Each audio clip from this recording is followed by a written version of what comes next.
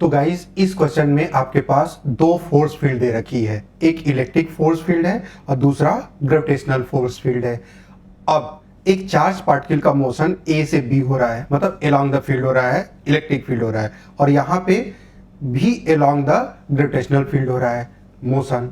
अब क्या एनालाइज करना है कि उसकी पोटेंशियल एनर्जी इंक्रीज करेगी या पोटेंशियल एनर्जी डिक्रीज करेगी। अब ये कैसे करेंगे हम लोग? तो हमारे पास एक छोटा सा कंसेप्ट है ना, जो आपको पता होना चाहिए। क्या पता होना चाहिए? सबसे पहले हम लोग जानते हैं कि जो चेंज इन पोटेंशियल एनर्जी होता है, that is change in potential energy, that is negative times work done by conservative force field. अब आपका इलेक्ट्रिक जो फील्ड है दैट इज आल्सो कंजर्वेटिव, और आपका ग्रेविटेशनल फील्ड ये भी कंजर्वेटिव है। अच्छा, ये ध्यान रहे कि जब पोटेंशियल एनर्जी की बात की जाती है तभी ये बात करी जा सकती है जब फोर्स फील्ड क्या हो, कंजर्वेटिव हो। अदरवाइज आप पोटेंशियल एनर्जी की बात ही नहीं करते हो, है ना।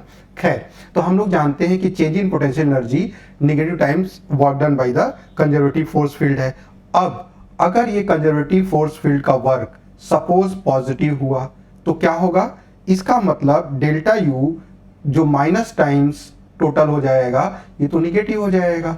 लेकिन अगर मान लीजिए उल्टा हुआ कि डब्ल्यू सी का जो साइन है वो अगर निगेटिव हुआ तो टोटल इस माइनस की वजह से टोटल पॉजिटिव हो जाएगा, और टोटल पॉजिटिव होने का मतलब change in delta U positive हो गया, और change in delta U positive होने का मतलब यू इंक्रीज करेगा।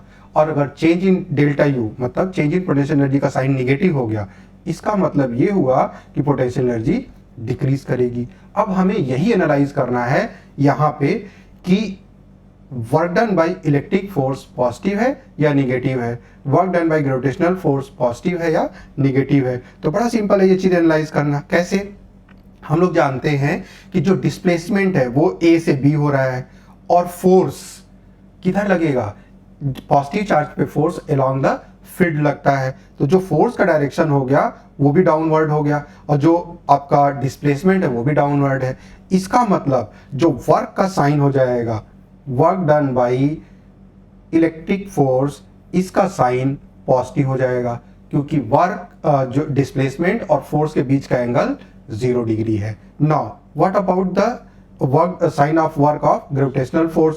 तो ग्रेविटेशनल फोर्स में भी सेम बात है, जो डिस्प्लेसमेंट है वो डाउनवर्ड है, और जो फोर्स है, ग्रेविटेशनल फोर्स है, वो हमेशा नीचे की तरफ होगा यहाँ पे। इसका मतलब यहाँ भी फोर्स और डिस्प्लेसमेंट के बीच का एंगल 0 डिग्री है।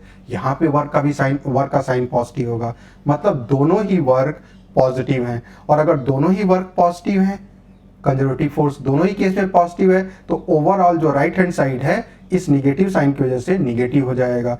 इसका मतलब डेल्टा यू दोनों ही केस में निगेटिव हो जाएगा। डेल्टा यू निगेटिव हो गया, और डेल्टा यू निगेटिव होने का मतलब पोटेंशियल एनर्जी क्या करेगी? डिक्रीज करेगी, दोनों ही सिचुएशन में। तो किस ऑप्शन के साथ जाएंगे आप ऑप्शन सी के साथ जाएंगे। सी क्या कह रखा है कि जो आपका चार्ज फील्ड है और मास फील्ड सिस्टम दोनों में ही एनर्जी लूज करी जा रही है चार्ज पार्टिकल के द्वारा। आई होप ये डिस्कशन आपको समझ में आया होगा।